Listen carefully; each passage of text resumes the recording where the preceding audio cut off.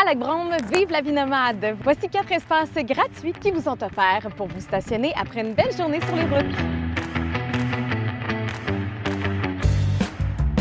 Faisons le tour de ces 4 emplacements qui vont, à leur façon, vous faire découvrir différents coins de Lac-Brome. Tout d'abord, 6 places sont disponibles au bureau d'accueil touristique. Ce qui est génial, c'est que ça se trouve à l'entrée de Lac-Brome, donc par pour vous y arrêter et surtout poser vos questions à ceux qui connaissent la région le mieux, le tout en le faisant dans un coin clé pour vous rendre à votre prochaine destination dès le lendemain matin. Puis, 3 places sont disponibles au stationnement Argyle. C'est l'emplacement idéal pour les sportifs, comme ça vous donne un accès direct à la piste cyclable qui parcourt plus de 75 km autour de Lac-Brome. En vous rendant un peu plus loin, près du centre-ville, 6 places sont disponibles au parc canin et ça le dit, les pitous sont les bienvenus et auront certainement beaucoup de plaisir dans le parc à chiens annexé. Et pour vous, les nomades, eh bien, vous serez au cœur des activités à côté du théâtre Lac-Brome et d'autres commerces locaux. Finalement, 4 places sont disponibles au parc des Lions, parc bien reconnu à Lac-Brome pour bouger un petit peu, que ce soit en jouant une partie de volleyball, en jouant dans les modules et surtout de profiter des grands espaces verts. C'est également à quelques minutes de la marina et de la microbrasserie La Dalton Co. Et ça tombe bien. Pour continuer de bénéficier d'un service comme celui-là, bien la Ville vous invite à soutenir l'un des commerçants d'ici, tout simplement en fournissant la preuve d'un achat dans l'un des commerces de la Ville lorsque vous vous enregistrez en ligne. Et ça tombe bien, avec les autres épisodes de Suivez le guide, vous avez tout plein de suggestions touristiques à ne pas manquer. Si cet été la vie nomade vous interpelle, j'ai fait appel à une bonne amie à moi, Erika, qui a passé beaucoup de temps sur les routes, qui est là pour vous donner quelques conseils avant de vous lancer. Le premier conseil que je donnerais à quelqu'un qui veut essayer la van life cet été, ce serait de toujours être prêt à toute éventualité. Quand on fait la van life, notre véhicule, notre van, c'est notre moyen de transport, mais c'est aussi notre maison.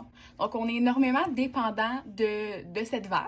Donc, c'est important de savoir changer un pneu si c'est nécessaire, d'être capable de reconnaître les sons du véhicule, d'être capable de faire des petites réparations par-ci par-là.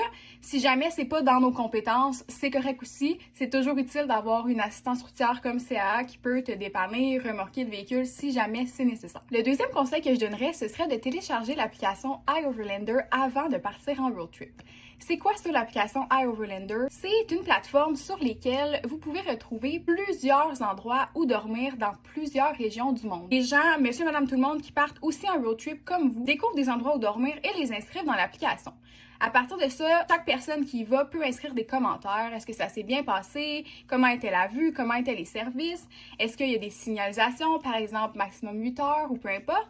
Et il y a aussi des photos. Donc, si jamais vous, ce que vous recherchez, c'est des endroits avec une belle vue sur la plage ou quoi que ce soit, vous allez pouvoir avoir accès aux photos avant d'y aller et c'est vraiment un outil très utile en road trip. Le troisième conseil que je donnerais, ce serait de laisser place à la spontanéité. Quand on va en road trip, en van life, c'est le fun de décrocher de la vie quotidienne, d'avoir un train de vie qui est un peu différent de ce qu'on a normalement. Laisser place à la spontanéité, ça veut pas nécessairement dire d'avoir rien de prévu. C'est le fun aussi de savoir qu'est-ce qu'on veut voir quand on visite des régions, de savoir les highlights qu'on veut découvrir. Mais c'est le fun aussi d'avoir des trous dans son horaire, d'avoir une certaine ouverture d'esprit qui nous permet de, si on passe à côté d'un commerce, d'un petit café qu'on trouve que l'air intéressant, on peut s'arrêter pour aller le découvrir. Si on passe à côté d'une halte routière où la vue est super belle, bien on peut s'arrêter, prendre le moment de regarder la vue, puis de s'imprégner du monde de la van life. Ah, de judicieux conseils et c'est vrai, laissez-vous charmer cet été par tout ce que Lac-Brome a à vous offrir et surtout, prenez le temps de venir profiter d'espaces qui sont conçus à vos besoins sur les routes. Je vous invite à visiter la page Lac-Brome Nomade du site web Tourisme Lac-Brome pour planifier le séjour nomade de vos rêves à Lac-Brome cet été. Envie de découvrir plus d'incontournables à Lac-Brome? Écoutez les autres vidéos de Suivez le guide.